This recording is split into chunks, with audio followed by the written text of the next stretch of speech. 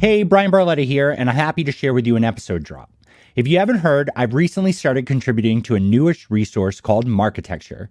Led by industry experts, Marketecture is focused on providing their audience with insights and understanding to how all the latest and greatest advertising technology and marketing technology vendors work, so you can make an informed decision on which ones fit your needs and who to have a meeting with. Hopefully, with that explanation, it's pretty clear why we partnered with them. You can follow their free feed through their website, YouTube, or wherever you get your podcasts. And you can subscribe directly for the full interviews on their website or as part of the Digiday Plus bundle. Without further ado, here's my full interview with Marketecture founder Ari Paparo. I hope you enjoy it.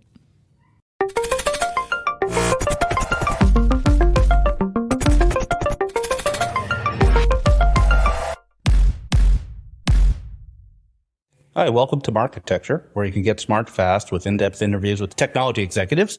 I'm here today. This is Ari Paparo. I'm here today with Bryan Barletta, the founder of Sounds Profitable. So Sounds Profitable, I guess you could call it the Marketecture of podcasting, is an incredible website and resource for learning everything about podcasting and podcast advertising and the business of podcasting. So Bryan, thank you for being here. Hey, thank you so much for having me. Marketecture and Sounds Profitable are in a partnership, and we're going to have a lot of great podcasting content, but we thought we'd kick it off with what I'm calling podcasting for ad tech dummies. So this is, like myself, a lot of people who listen to this are sort of ad tech and martech people, and we probably know a lot about advertising in phones and on web browsers, but probably not so much about the podcast advertising space. So in this sort of whirlwind adventure, we're going to try to pick Bryan's brain and learn what we know and what we don't know. Does that sound good? It sounds awesome. I'm happy to help. Okay, now I'll just kick it off to you. Why podcast advertising? Why should we be excited about this? So I think more and more people are listening to it. I mean, there's stats all the time that are talking about the growth in it. Edison Research is a fantastic company that talks about the number of people listening to podcasts, the interest in audio overall, the time spent with audio continuing to increase, and the age groups that are really getting into it. I mean, while we, aren't doing the best by the younger generation and some of the older generation, podcasting is becoming more and more powerful in those middle groups. And I think it's great. I think it would be shocked first off that the podcast that we're recording right now, the people who are listening to it don't also listen to other podcasts or consume other audio and video media where you probably don't have to look at the screen. We have time to consume additional content, and while audiobooks continue to be stable, radio is on the decline. And it's easy to pop in an earpod and just kind of call it a day. Go for a walk, listen to a podcast, check out for a little bit, connect with your favorite friends, or be educated. So it continues to grow. The number of podcasts is somewhere over 4 million. I think Spotify quoted at 5 million. And, the industry is just getting bigger and bigger. That's incredible. So I did some quick Googling. So the IAB estimated that the advertising business in podcasting this year would be about $2 billion, and that around 84% of the ads would be what they call dynamically inserted. Those numbers sound right to you?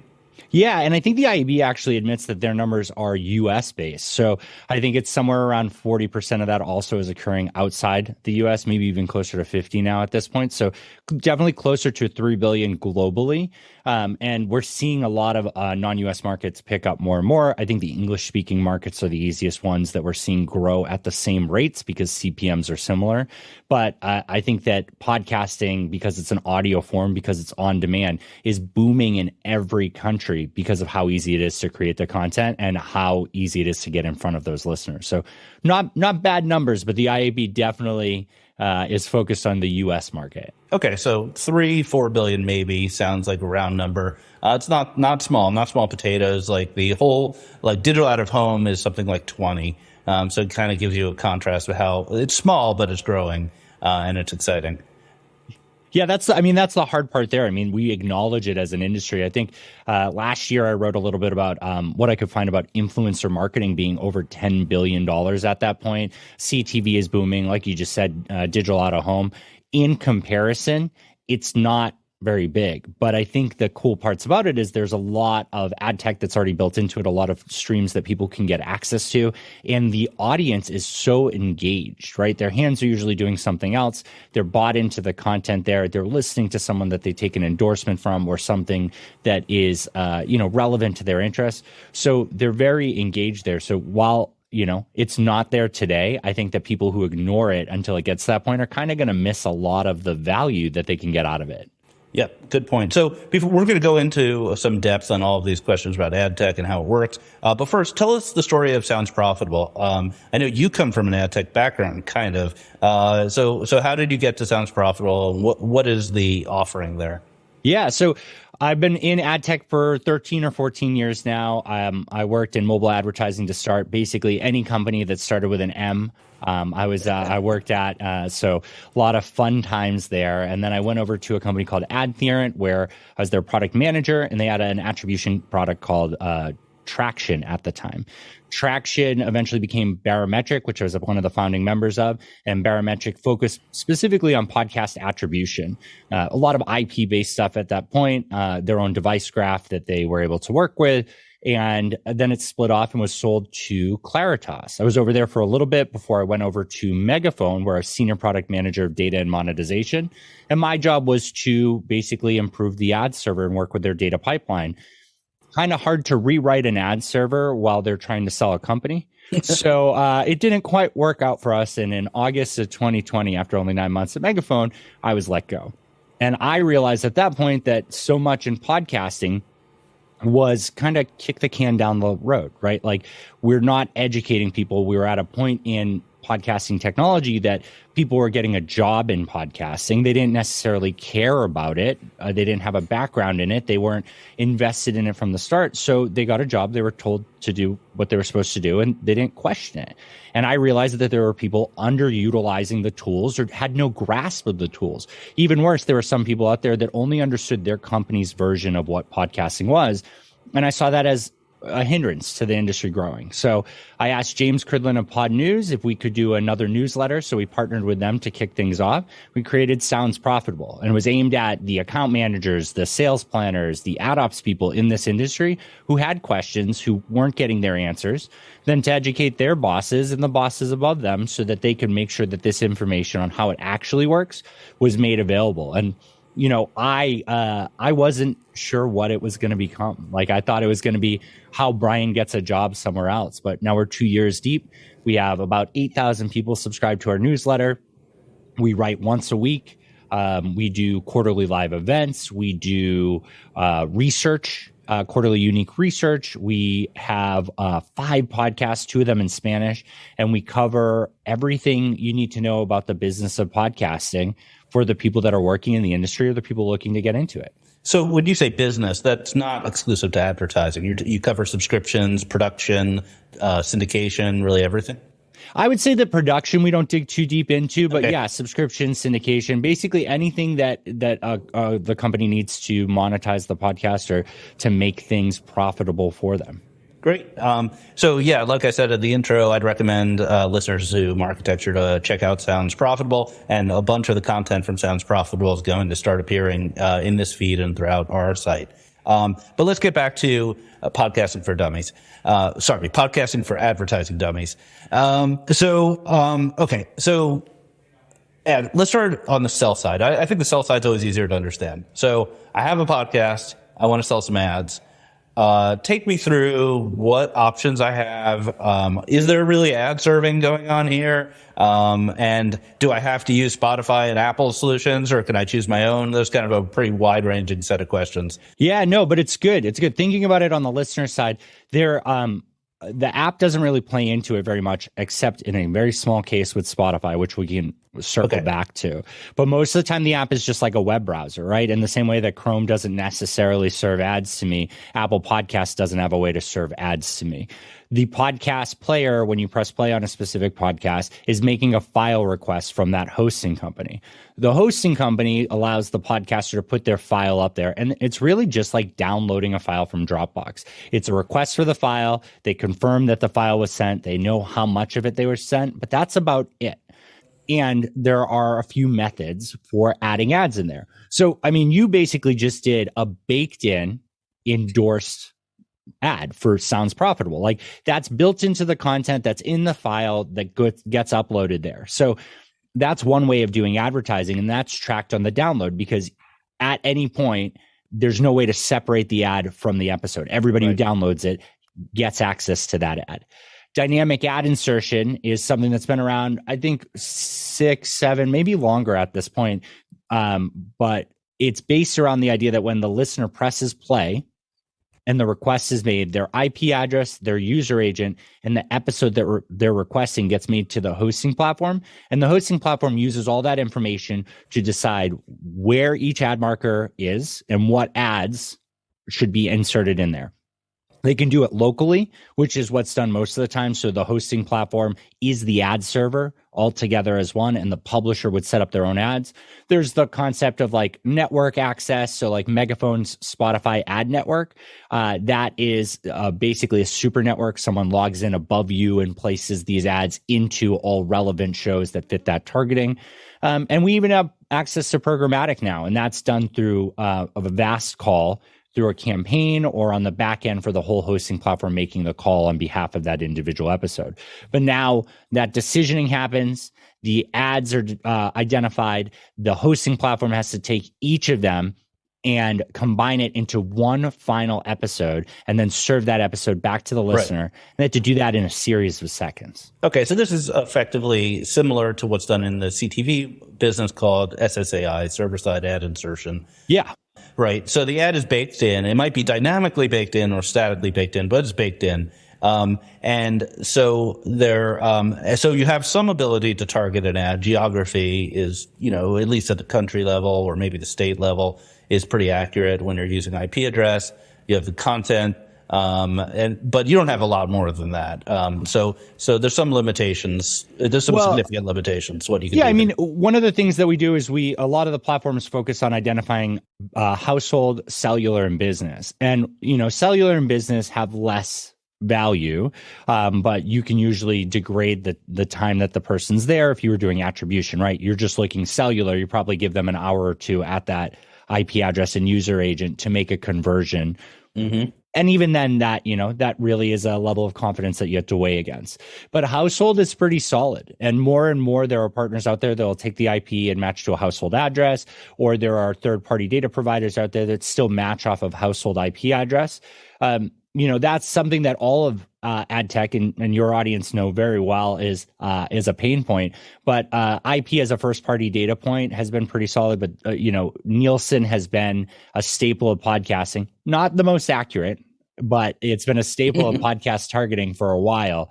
But that's you're right. We are limited on what we can target. IP and geo is really solid. The user agent to know what podcast player it's in or what type of device it's on, and then the episode. But where we've started to expand as an industry is really around that episode. Not only the title and description, but being able to transcribe that, being able to do sentiment analysis, being able to contextualize all of the content in there, not just for the show, but each individual episode. It's been really exciting seeing people dig into it. Yeah, sure. It makes sense that if you have the episode, you could do natural language processing on that, get the text out, figure out what they're talking about, combine that with, say, a list of IP addresses you might rent from an Equifax or some other data broker. But how often does that stuff actually happen? Because always the problem with ad tech is the trade-off between precision and scale. And when we're talking about podcasts, where there are 4 million podcasts, as you just said, and so the listenership of any one might be limited, and now you're talking about dividing that audience into micro groups. That seems like it's a pretty significant problem. I would say that more often than not, people are identifying shows that they want to be associated with and buying inventory there, whether 100% share a voice for a slot or, a run of that show or that network that, might not be complete there. Programmatic has become attractive because there are smaller shows on there, and as more and more shows pop up that they don't have enough downloads to justify direct contact with an advertiser, they're able to do that. And the targeting is there. Trade Desk has been incredibly active in podcasting. We have other DSPs like AudioHook that have been really exciting and engaged. And AdsWiz as well is an SSP and a DSP in podcasting. So I think there are the options there, but yeah, I don't think anybody's very excited right now to spend additional money to target something that doesn't add a ton more for them when they could look at the show itself and kind of figure out, is this show overall a right fit? Do I want to do an announcer red ad? Do I want to pursue a host red ad? How do I want to go about it? That seems to be the bigger path currently. Yeah, that's kind of what I was getting at. All right, so show targeting being the most obvious thing. Can we name check a couple more vendors? So you on the sell side, you said that many people use their sort of their podcast hosting provider for ad serving. What are the leading vendors in that space? Yeah, so Megaphone's owned by Spotify. Art19's owned by Amazon. We have Triton Digital. And like Omni Studio, Triton Digital as a combination there. Simplecast AdsWiz is another one. Those are the four enterprise ones because Omni and Triton roll up to iHeart. Simplecast AdsWiz rolls up to SXM. Those are considered like the four enterprise ones. There are plenty of other in the middle that do great dynamic ad insertion and options there for enterprise partners like Spreaker, Red Circle, even Podbean. There are a lot of really cool options that allow that. But then, it even goes further down. There's plenty that don't allow any sort of ads directly inserted in there, RSS.com. There's some that do a finite number, more like spot buys, right? Like a finite number of ad combinations where I can say this ad only shows up on Monday and this one on Tuesday, like Captivate, which is owned by Dax, Transistor, and Buzzsprout. So many options there, but for the audience that I tend to talk to, it's about the dynamic options, and those four partners are the big ones. I can't forget Audio Boom as well. Audio Boom is a killer independent one too. For the sake of disclosure, Marketecture uses Captivate, so not a paid endorsement. So if you're using one of these platforms, you may serve the ads there, or you may offer it programmatically. When you use it programmatically, do you need to add another vendor like an AdsWiz or a traditional SSP, or do those hosting vendors also integrate with the programmatic world and get demand from the trade desk at all? So right now, programmatic can only be served by hosting platforms that offer dynamic ad insertion and accept VAST tags. Now, some of them can do the VAST on their back end. Red Circle's a great example there. They offer dynamic ad insertion for the publisher, but the VAST situation is handled behind the scenes, and Red Circle represents all their inventory collectively to SSPs and DSPs. But on Megaphone, Art19, AdsWiz, and Triton, you would put you'd put it in yourself as a publisher, or some of them, AdsWiz and Triton, are SSPs, and you can just set things up through a deal ID. There's a mix, though. I mean, the Open Path, I believe, is what's been more and more popular, with like the trade desk going directly to the publishers and those solutions. Because it's just a VAST tag, we're seeing that in podcasting a lot. The concept of an SSP being required isn't as ingrained, because if a publisher just knows they have to set up a campaign and the options for the campaign are this is always on and somebody might respond to it with an ad, or this is for a specific campaign that I need to match the impression limit to, and they're just going to handle the creative, it doesn't seem to impact the publisher much, because if the request goes out and it doesn't respond with anything, it just collapses and goes down to the next creative in line. Because it's server side, there's no loss of inventory unless we get to a timeout point. Right. Unlike display ads, you don't have to fill a box. You can just skip the ad break. Yeah, no clouds there, Yeah, no clouds, no PSAs. I guess there may be some PSAs. Okay, so you said there was one exception with Spotify. I'd like to hear about that, but I'd also like to answer the question of why are so many of these platforms owned by ad sales groups, be it Amazon or whomever. There seems to be some synergy there, at least brewing. We'll dig into Spotify real quick on that one because I think it'll set the groundwork for it. So Spotify purchased Anchor a while back and recently bought both Megaphone and Whooshka. And Spotify had a great integration with Megaphone, and basically they hosted their own shows on there.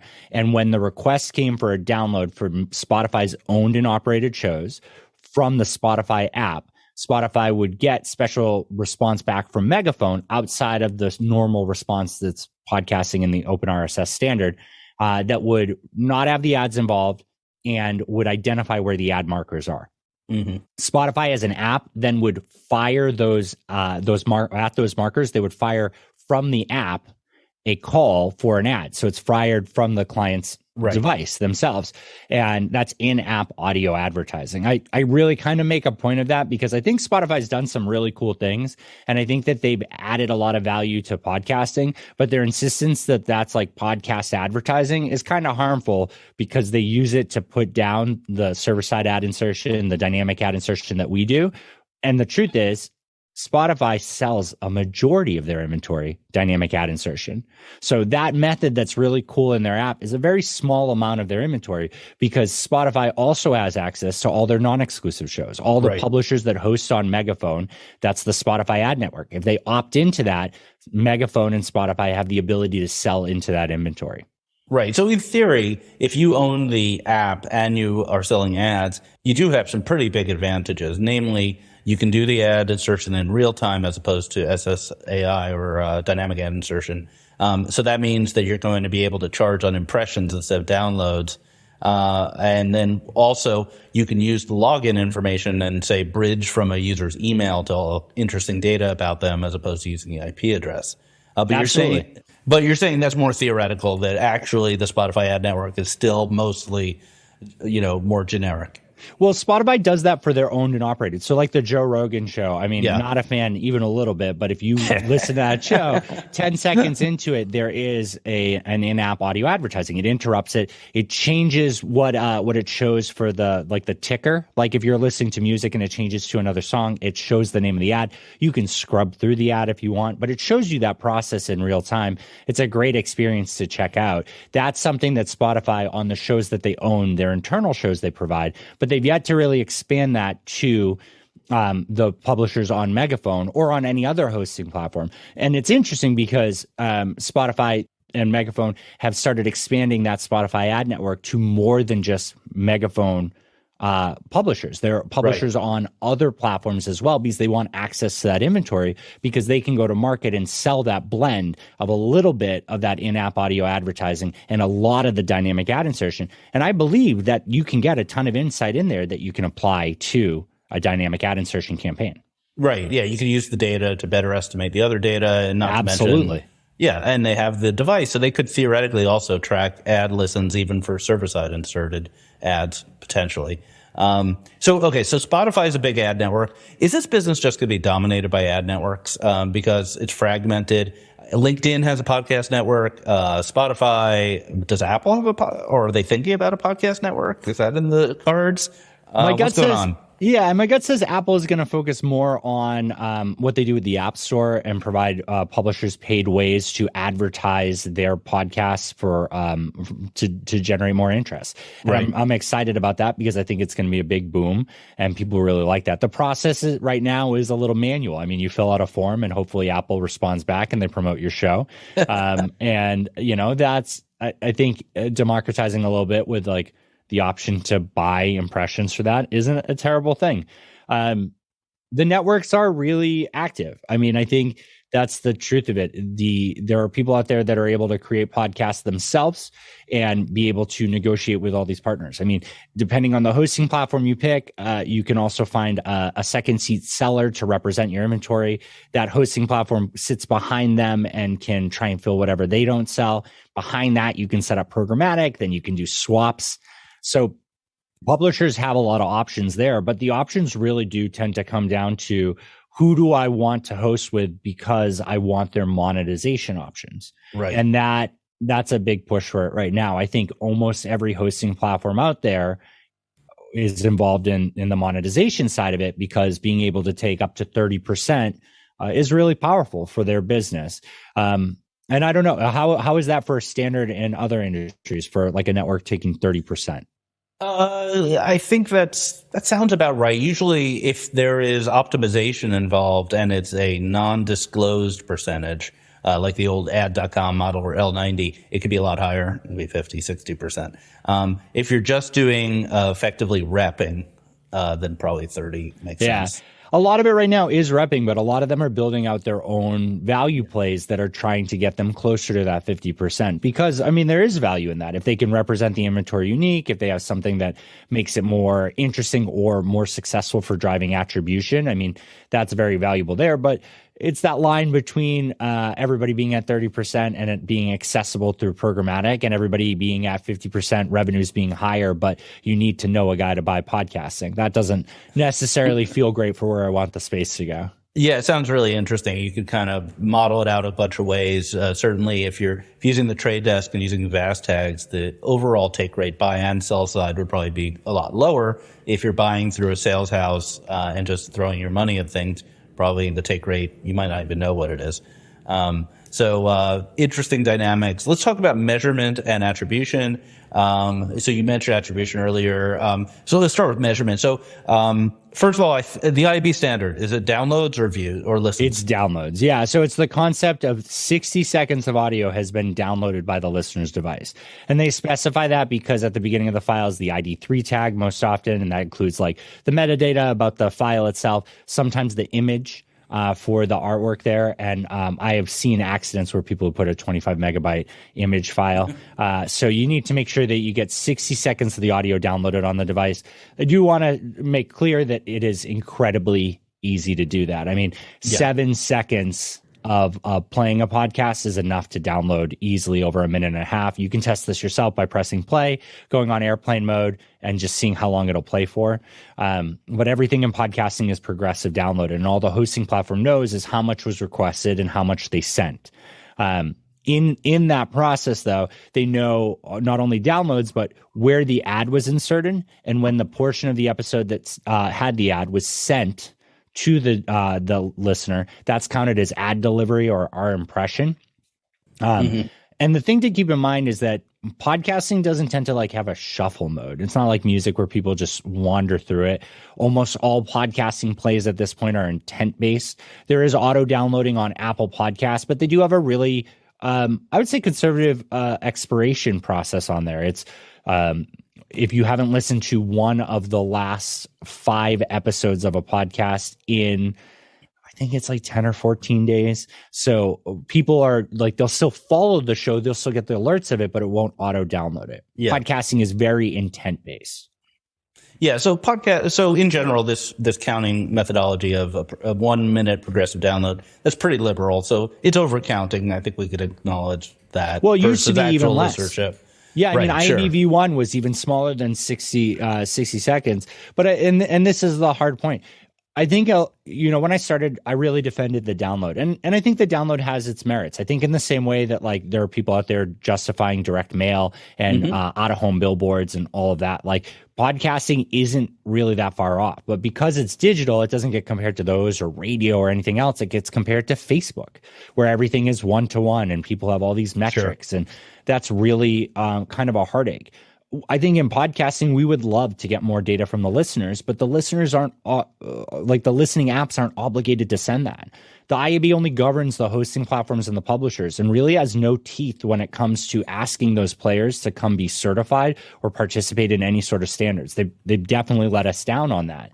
And that means that while Apple and Spotify and I believe Amazon and Google all have logins in their dashboard that show you app actions, a lot of it's aggregated. A lot of it's not easy to apply to specific episodes. A lot of it is not the same language between all of those platforms. So, and worse, you can't even set up a direct export from that to your hosting platform for your hosting platform to model off of. Right. So because of all that additional lift, the truth of it is when you run attribution on a podcast, you know what metrics to look for. If you run on a show that has high downloads, but nobody actually listens all the way through the end of it, you know very quickly that nobody is buying that product. Nobody's using that promo code. Nobody that was exposed to it at a household IP is also purchasing it at their same household. And that becomes a real clear indicator for direct response publisher or advertisers. The problem becomes brand publisher or brand advertisers. And also the problem is that the publisher is the only one with privy to a lot of this data, right? So the advertisers don't. So I think just to explain this. So the provider knows downloads, and that's the IP standard. And then they get sort of a hodgepodge of other metrics from the different players, and these providers generally try to make sense out of those metrics. And no, the app listen metrics don't factor into anything we do at this point because it's just not. It's not there. And I think there's room for it to get there, and I think it probably will have to get there, but it's tough because here's a great example. Spotify isn't benefited in any way by helping the rest of us match their numbers to Apple. Right. Sure. Right. But Apple and Amazon probably are benefited if their numbers can match because they see things more aligned, I think, than Spotify does. Sure. But attribution and analytics in podcasting, there are third-party solutions. I think we've spent a lot of time as an industry there. In the request from the podcast player all the way to the hosting platform, that's just the URL that's in the RSS feed. Sure. The concept of prefix URLs, which is you just prepend it. It's like a redirect, like a bit.ly basically, and or click prepend. I'm explaining it to an actual ad tech audience, not used to being on a podcast like this. I apologize. And they get all that request data, and most of the times outside of the Apple platform, they also get every additional request from the listener back to the hosting platform. That's enough for them to be IAB certified. The accuracy is close enough. We're not in a place where people bill off of those numbers. There's no DCM equivalent in podcasting. So that helps for the download aspect there to have a gut check that the advertiser can have access to. For attribution, when that point happens where ad delivery is counted, where the ad has been sent to the listener's device, there are server-side pixels that are fired with the listener's IP and user agent in the episode info. And those partners take that info, try to match it to a device graph, and try and match it to the conversion element on the website, the app, whatever it is. One-to-one in podcasting is a place I do not recommend anybody spend any time with. I feel substantially too many questions from that because, think about it. Cellular and business are really hard to match, but household's going to be doing great. The show might launch at 3 p.m. and everybody who's really into it downloads it in the middle of the afternoon. Not a lot you can do there. But Lyft modeled attribution is the bread and butter of podcasting. And when you look at Lyft over baseline, they build a control group that looks like the exposed group. They definitely didn't hear the ad, and they let you know based on the flow to the website, based on the media that's been run over baseline, what did this drive? And that helps you optimize. Yeah. So I want to step back. I'm not sure I fully understand the click prepend idea. So who is hiring this vendor? Is that an advertiser side vendor that's doing the click, the sort of redirect on the podcast download? Yeah, so a lot of the publishers used partners like Podtrack and Chartable for the longest time, and Podsites as well. Podsites and Chartable were recently acquired by Spotify, two of the largest attribution parties. And I think their data is still fantastic, but I really advocate to everybody that it's not third party anymore, even if you're not on Spotify's platform. It's just it's great data, but it's first party data now. Podtrack has had too many run-ins with the IAB for me to feel comfortable recommending them. But there are new solutions. Claritas has a prefix pixel. Magellan, Podscribe, Gumball. Everybody is building one. Veritonic. They're all building this because it's a valuable thing to identify and second count like the downloads.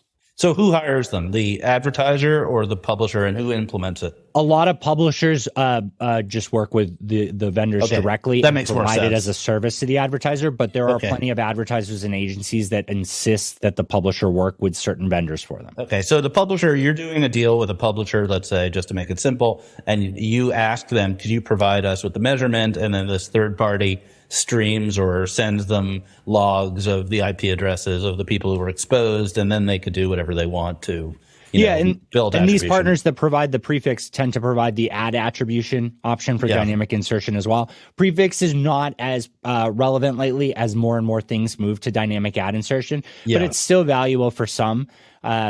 And so, I mean, the whole solution's there. I will say, like, it's not logs or anything like that. They're beautiful interfaces that are perfect for screenshotting so that you can show the arrow going up and to the right to your boss and his boss, and then you can get back to your underpaid job. You can't get logs? Because I know a lot of folks who just won't do anything without logs. When we kicked things off, when I was at Barometric, everything we provided was logs, and it was really hands-on. Like you basically needed a data scientist from the team to catch the data and do anything with it. It kind of rebounded to pretty websites, and now I think it's moving back towards logs. I think there's a lot of partners working with clean rooms and whatnot to get the data exported out through there, or working with their device graph partner of choice to get the data exported. It's coming back into style, but I think we overcorrected as an industry when we realized half the companies we were trying to work with didn't have the right person to do anything with that raw data. Makes sense. All right, I'm going to bring up your favorite topic because I've heard you speak elegantly about it: fraud and the iHeart situation.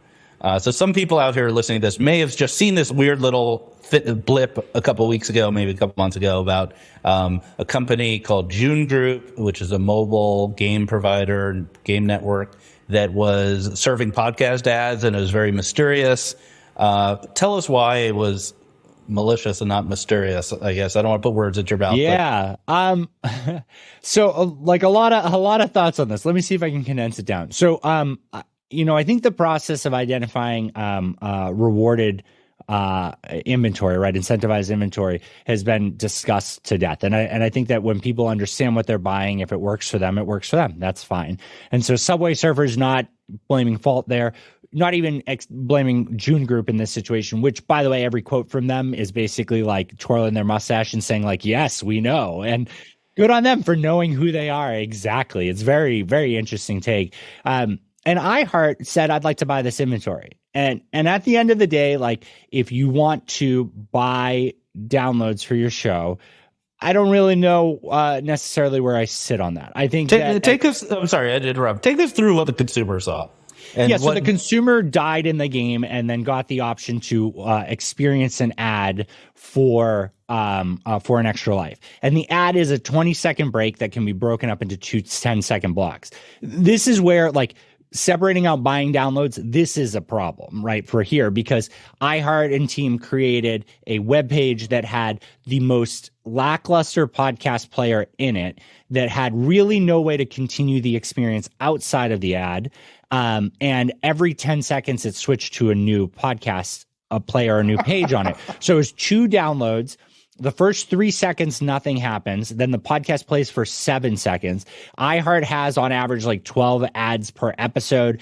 I'm going to say that only the first 3, because they start off with 3 ads at the beginning, were counted as downloaded in this scenario there. So, 2 downloads, like 1 unique download because it's one person experiencing both of them, 2 total downloads, 3 per each of those downloads, 3 ad impressions, right? Ad delivery.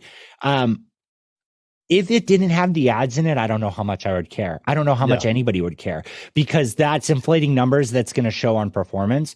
But the problem is that Subway Surfers knew, June Group knew, iHeart knew, but there's no way for the advertisers who bought that inventory, even if they use these third-party analytics solutions, to know that they were an incentivized inventory, because at best it would show as an unknown user agent. And we in podcasting need to devalue that. If you can't identify what player it was on or where it was played, if it's web, like a referral URL, advertisers should simply stop paying for it. And so in this situation, iHeart was buying thousands, it was millions of downloads per month since 2018 in this fashion. And it sucks because you bought an ad, your iHeart rep called you up and said, we're iHeart, we're the leader in podcasting, buy some ads and it'll be great. You get these reports saying how many people listen to your ads, and some portion of those, in the maybe significant portion of them, were people who were playing a mobile game who got a very weird web-based snippet of podcast content likely did not listen to any of the ads on that, or may have very briefly listened to them, and then went back to playing their game. Yeah, they didn't. Each person at best listened to about 7 seconds of the first of 3 3-minute ads per each of those downloads. Yes. Yeah, I mean, you had no idea about any of that.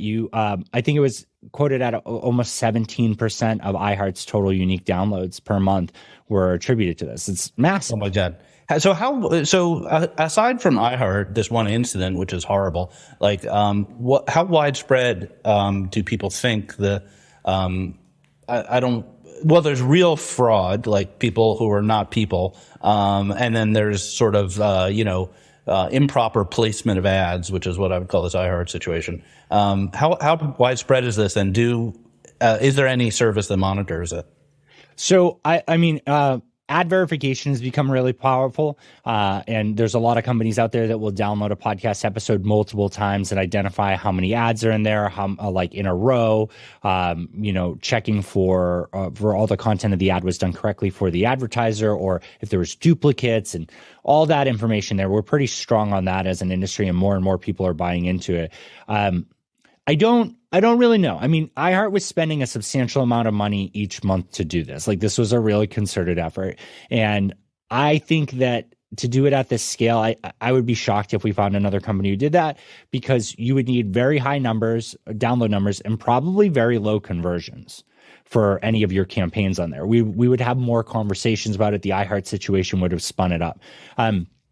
I think there are plenty of ways out there to generate downloads to raise the rank of your show that don't stick. And I don't necessarily believe that's bad. I mean, if you have an ad that drives to a landing page that has your podcast player and someone consumes it there, a little or a lot of it, that's fine, right? Because it's the intent base. It has all the click outs for you to go subscribe to it somewhere else. It's just not the best environment because you're on your computer, and maybe a single digit percentage convert over. But if you know that going into it, that's fine.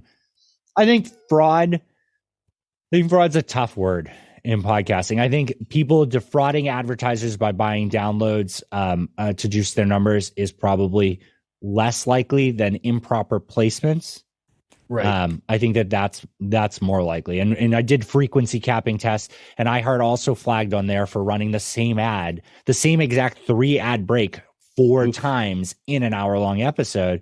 So that's closer to where it is. But there are tools to monitor this for advertisers. So yeah, I mean, I don't think it's any worse than any other space. But I don't know.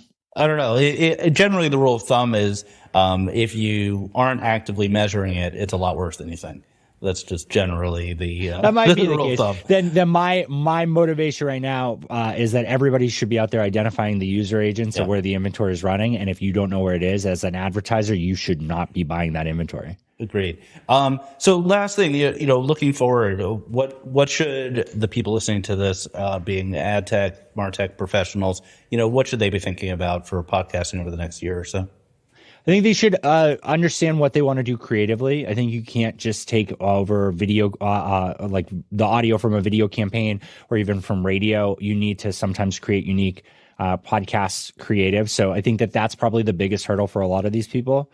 I think that as it gets closer and closer into programmatic, it's going to be easier for people to spend. I encourage people to try it out. I think you'll find a lot of success there, even if it's directional success, even if it's another way to get a touch point on somebody that you've already identified and you want to retarget to them, or you want to build a list of people that like a certain show and might like your product and then retarget them outside of podcasting. I think blending it in is really smart. I think now's the time to strike. I mean, I think it is going to continue to get bigger, and it's doing a really good job of that.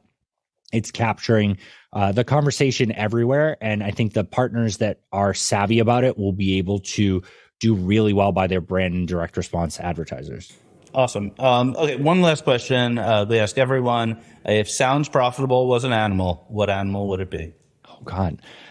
Like a honey badger or something real nice and cute and and just, there for the good times. Whatever. Is that like what Hufflepuff is? Yeah, we're just we're trying to be everybody's friend. That's our goal. Our goal is to work with everybody in the space. I thought the thing about honey badgers were they were actually like vicious with claws and stuff. Yeah, I thought that. I don't know though. You're not the first person to say honey badger. I think that's because most people don't think about what animals. Like I could have been like dog. My dog's a giant derp sitting in the house all day. I don't know. It's your company. Well, anyway, Bryan, this was a great conversation. Thank you so much for being on, and everyone who's listening. Look forward to a lot of podcast advertising and marketing content on Marketecture and on Sounds Profitable. Yeah, thanks for having me.